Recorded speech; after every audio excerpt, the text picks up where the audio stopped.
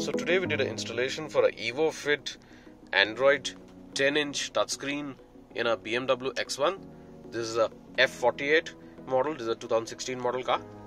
As you can see, this is the new 10-inch touchscreen. The old screen was a 6.5-inch screen, and basically, you know, it fits in beautifully flush.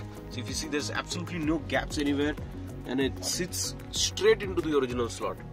So made for BMW X1. This is the old screen. So if we can just put on the light, you can actually get a live comparison of how different the screen sizes are. Basically, that the one on the left side is a 6.5-inch and the one on the right is 10-inch, and this has not got any touchscreen or anything. This is just the usual old iDrive 4 UI.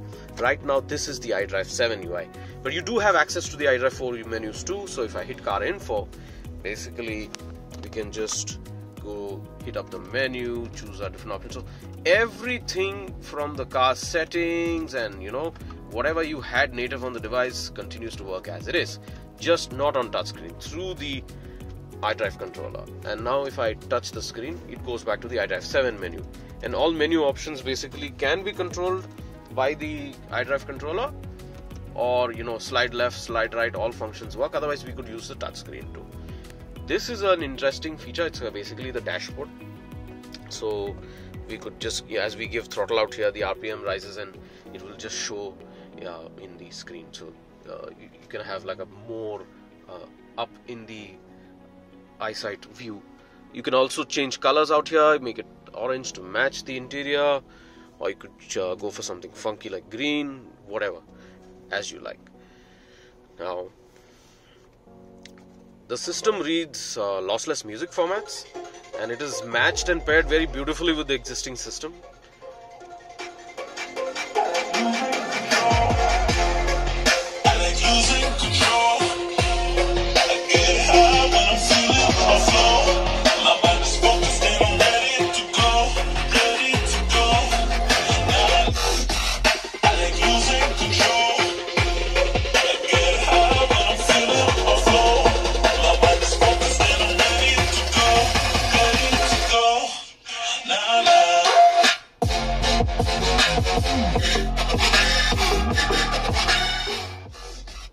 So actually really good sound quality, matches up nicely with the existing systems.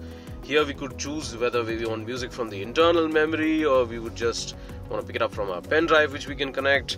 The USB slots, additional 2 slots, are passed to the glove compartment, and basically you can see them here, and I've got a pen drive connected there. This system reads lossless video formats too. Really clear IPS HD touchscreen.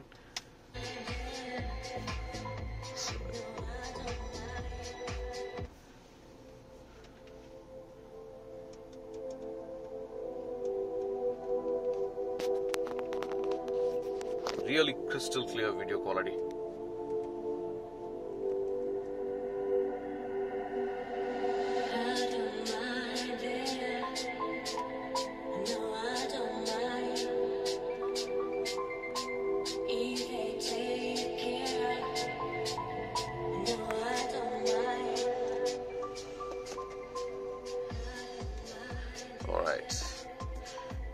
You could choose to get out of the menu to continue to listen to the music which is playing out of the video, or, you know, we could pause this, like basically select something else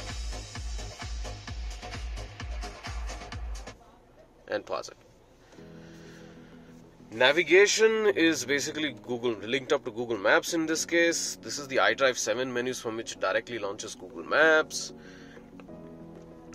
This is a 4 GB RAM, 64 GB storage system. So you could select like destination and just start navigating. Really fast performance due to the supreme hardware. This has got a Qualcomm Snapdragon processor also, and this is a genuine DSP chipped actual original hardware. A lot of fake stuff floating around nowadays in the market. We've got the app tray section by which we could, you know, it basically shows up the applications which we've installed previously. We also have wireless Carplay, in this system. So right now we got an iPhone out here, so we'll connect to wireless CarPlay.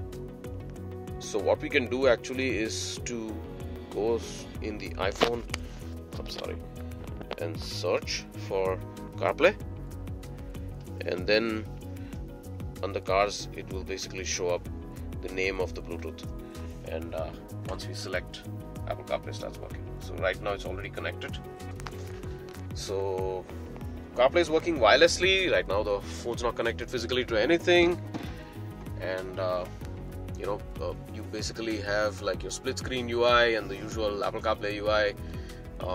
You have Apple Maps, Google Maps, music playback. There's my Spotify hooked up to this. Really excellent sound quality.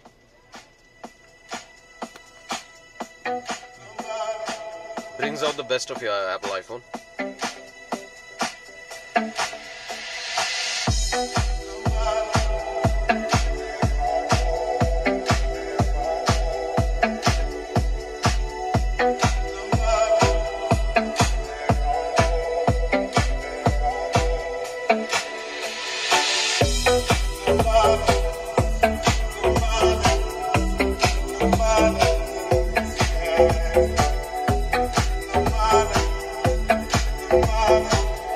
Give it basic voice commands and stuff. So I could say, hey Siri,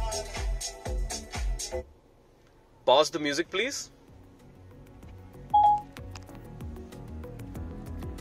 Hey Siri, navigate to MG Road please. Getting directions to NH75 Bengaluru.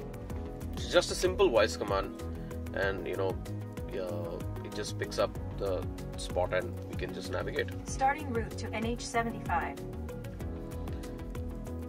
Head west on First Main Road, then turn right onto Cambridge Main Road.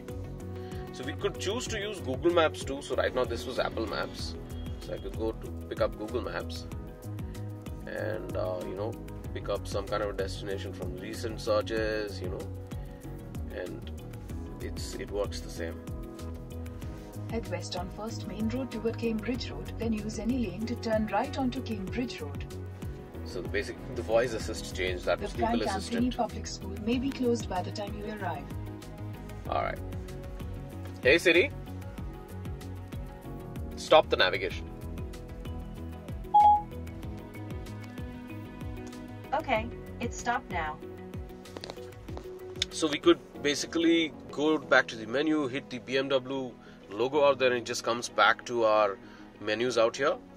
We could use the native Google Maps or use the Apple CarPlay to use navigation. So both ways it's doable. This is compatible with Android Auto also. In this car we have actually installed a car specific reverse camera too. So if I just engage reverse gear right now, we can see the sensors are basically working just like the factory BMW sensors. When somebody walks really close, it just picks up how close it is. So it's color coded like green, yellow and red. And when the parking system disengages, which is right about now, it goes back to whatever menu it was in. This is a car specific camera which has been installed, so I'll kind of show it to you. It's set beautifully plug and play.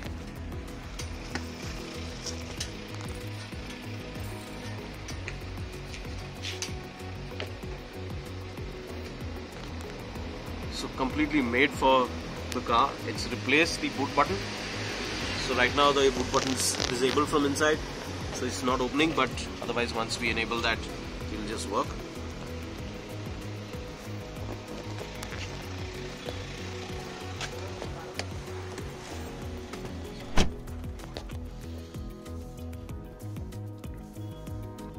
If you'd like to learn more about this system, get in touch with us, or you could come to evoretrofits.in, and I hope you have a nice day.